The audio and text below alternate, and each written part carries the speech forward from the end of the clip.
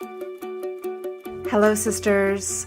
Welcome to She Talks, a space for you to come home to your inner wisdom, which I call your she. And a warm welcome to another episode in part 1 of our seasonal series, Bubble Bath Wisdom. Over about 10 days, I'm sharing a few episodes, and each of these includes a clip from a recent She retreat that I taught at Kripalu on the stages of the heroine's journey, or a woman's path to wholeness. I'm Sara Avant Stover, and in today's She Talk, we're exploring how to say yes to change, even when it's uncomfortable, because beginnings are always awkward, whether it's the start of a week-long retreat, the beginning of a new chapter of speaking your truth, or those uncomfortable first months or even years after ending your marriage or relationship, when you just might feel like a wobbly teenager. Here's the thing, we all get a little wide-eyed and naive, awkward and self-doubting at the beginning of things, especially when those things really matter, like speaking up for yourself, taking better care of yourself, taking the leap into your passion project. In the heroine's journey, the archetype for beginnings is the maiden, and she has so much to teach us. And that's why I gave a She Talk about the maiden and the beginning of spiritual quests on the first day of our recent She retreat. So in case you're joining us for the first time, just to give you a little context here, I am also the leader of the online program, The She School, a 9-month spiritual practice community for women. And this program is the fullest expression of my teachings on the heroine's journey, on feminine, psychological, and spiritual growth, along with yoga, meditation, and a community for women to get support and reflection and celebration. While this program doesn't officially start until February, the She School 2017 is open now for a few short days to welcome enthusiastic early birds and to give them some gorgeous gifts right now to support them during the holiday season so that they don't have to wait until February. You can learn more about the program at thesheschool.com. And all of the episodes in this series are to give you a taste of the kinds of things that I teach on in the She School. And if you're not interested in the program, they can just support you in your daily life and your practice. So now draw yourself a bath or curl up with a blanket and a blank page in your journal and listen to this brief, inspiring wisdom talk. Enjoy. Today we're looking at preparing for the journey and the archetype of the maiden. So what comes to mind for you when you think about the archetype of the maiden? What are some qualities of the maiden? Innocence. Innocence. Young. Young.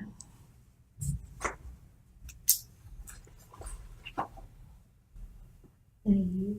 Naive.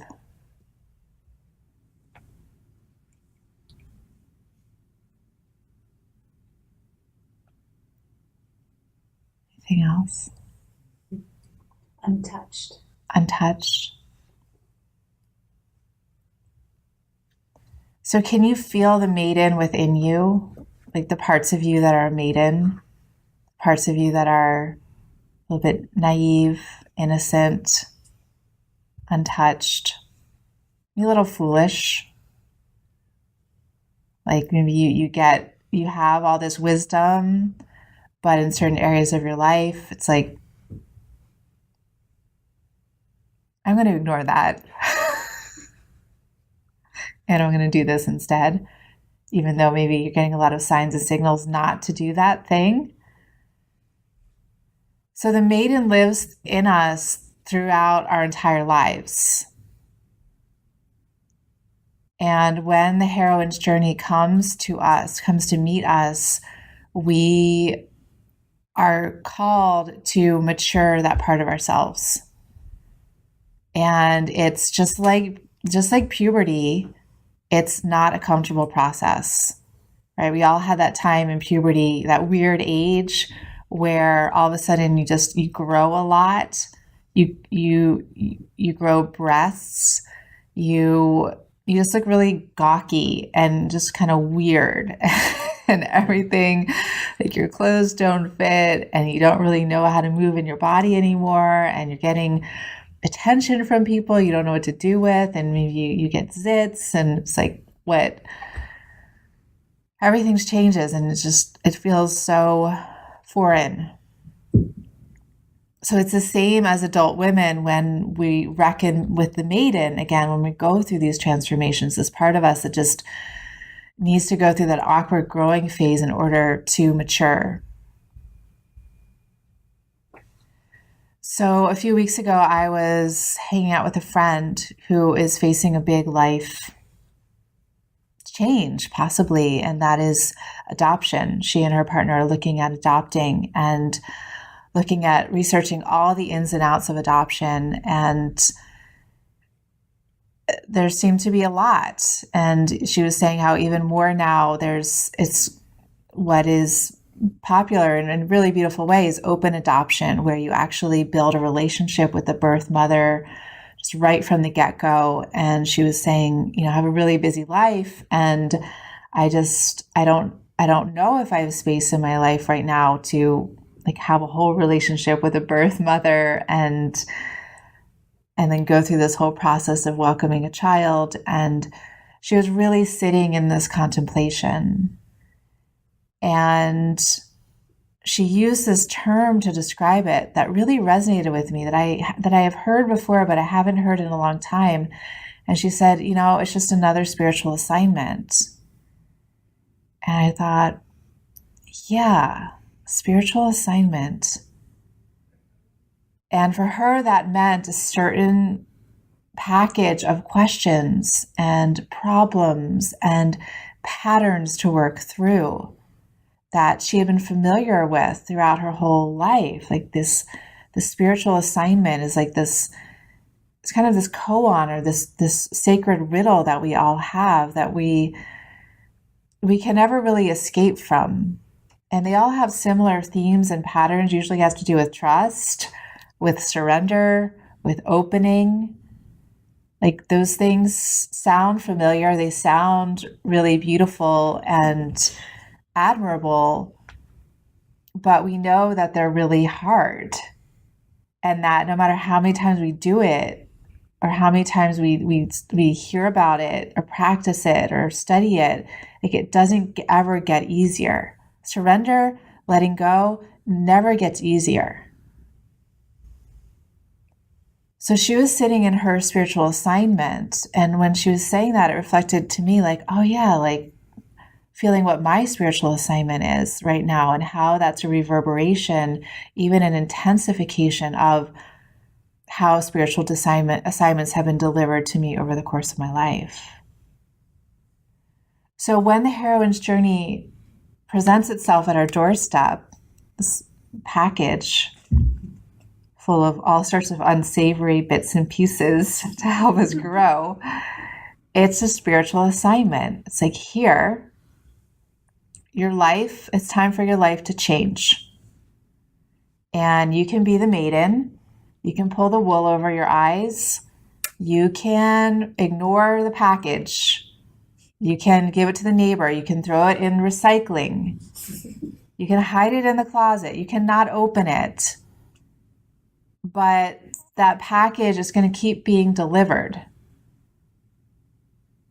And it's going to keep getting bigger. And the contents inside are going to get more and more explosive. And the risks of not taking on that spiritual assignment are going to become more and more dire if you don't open the freaking package. So we all have a package on our doorsteps right now. We're always in a new cycle of the heroine's journey. Sometimes it's more intense, where it's like, yeah, your whole life is being dismantled. And sometimes it's more nuanced. It's just like little crevices of our lives. Maybe it's our work, of like a big pattern we're overcoming in our work or our health or a certain friendship, family relationship, or relationship with ourselves, like our own sense of self-worth, our own sense of self-love. But that package is there, the spiritual assignment is there, and are we going to open it? Or in the language of the hero's journey that Joseph Campbell laid out, just picking out this monomyth, this structure of transformation that lives within all stories, all cultures across time. It's, are you going to answer the call? And part of answering the call includes a period of not wanting to answer the call, not wanting to open the package, of wanting to stay the maiden.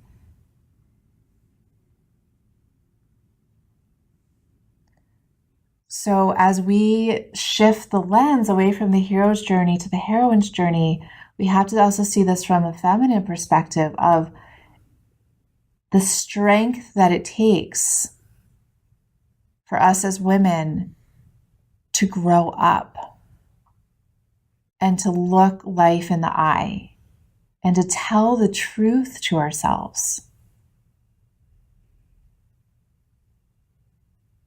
Because so often one of the reasons why we don't open the package is because we want to safeguard our relationships. We want to take care of those that we love, our children, our partners, our clients, our parents, our siblings, our friends.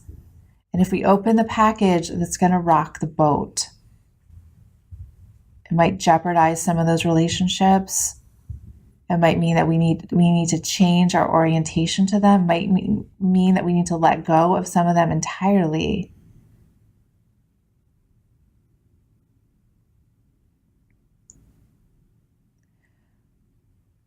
So part of our spiritual assignment as women is to stand in this feminine strength of, even if I need to make massive changes, even if it means that I need to orient the situation in an entirely new way than I ever have before, and call on some of those qualities, for instance, that we mentioned in the circle last night.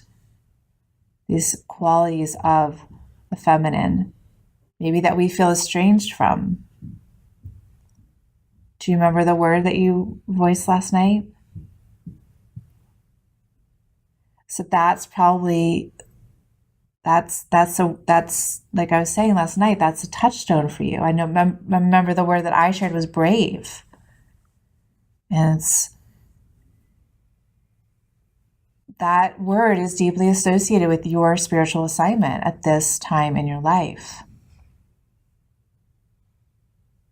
So it's a departure point. When we receive the spiritual assignment, it's a departure point. It's where we know we're at that place where when we open the package, when we answer the call, when we say yes, we're never going to be the same again. Our lives are going to be different.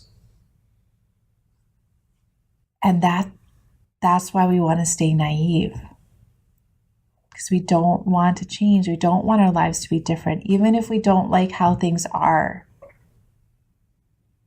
It's just human nature. We want to have what we know more than what we don't know, even if what we don't know is going to be better.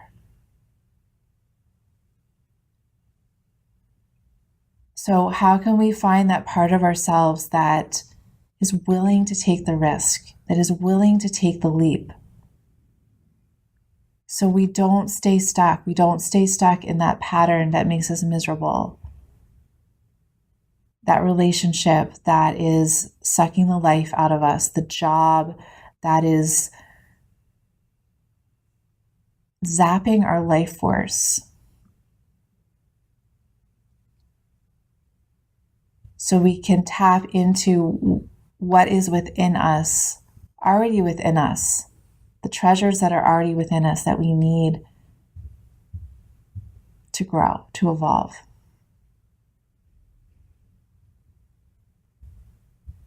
So we'll have compassion. Again, this is the awkward phase to grow from a maiden to a queen. We're going to have to get the zits, right? We're going to have to be gawky and awkward and just insecure and unsure of ourselves. Have these wild mood swings as our hormones try to figure themselves out. That's part of the growing process. So on this first day together, let's let ourselves be awkward and uncomfortable. I know that many of us have heard this phrase from the Zen Buddhist tradition to have beginner's mind. Beginner's mind is also ordinary mind. It's the raw mind in mindfulness, the mind of non-identifying, non-judging. It's the mind that just sees things without going through the filter of judgment, discernment, the clouds of past experience, of future fantasies. It's just raw perception. So we're not just going for beginner's mind, we're also going for beginner's heart, which perhaps for us as women is more important and more challenging. What is it like to face this moment?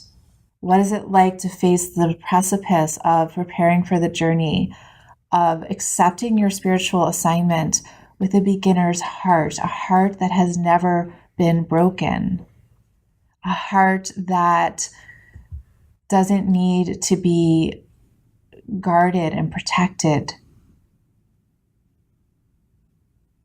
So yes, there are people and situations in which we need to do that, protect our hearts. Be careful, we don't just want to give our heart to anyone. But we're not talking about people here, we're talking about our relationship to life.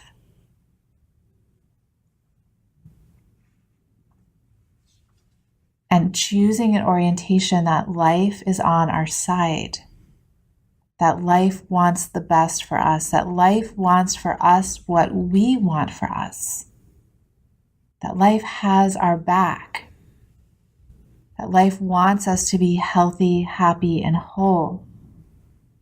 And if we keep bracing ourselves against it, if we keep fighting with it, we're not answering the call. We're not going to ever feel the wind in our sails because we're at war with what is. So today I invite you to investigate, what is my spiritual assignment at this time in my life? If you don't already know it inwardly, if the bell hasn't rung inside that says yeah, I know what my spiritual assignment is.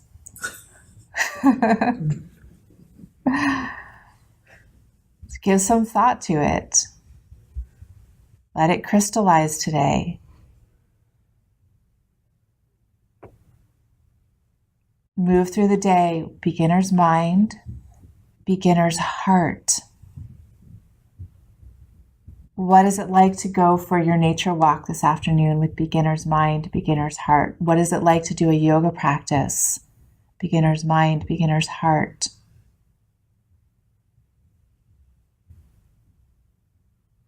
So then we bring in the positive qualities of the maiden today. We bring in that innocence. Yes, there's that naivete, that foolishness, that girlish foolishness, but there's also that innocence. So let's take that with us. Let's take that innocence with us.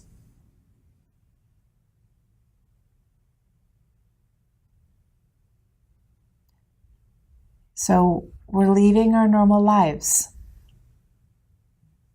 We left our normal lives to come here, and we will not be the same when we leave here. And because of that, our lives will not be the same. So what we left, it doesn't exist anymore.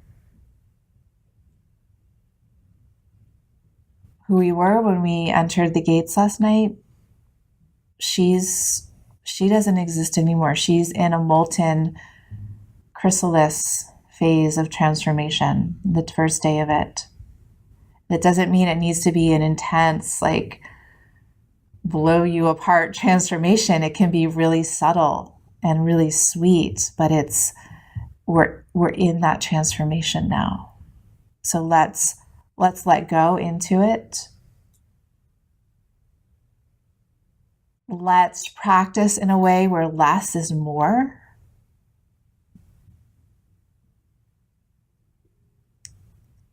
There's a phrase that I'm really into these days, is to do it smarter, not harder. So we don't need to fill our days with tons of stuff. We don't need to over effort. We don't need to over practice.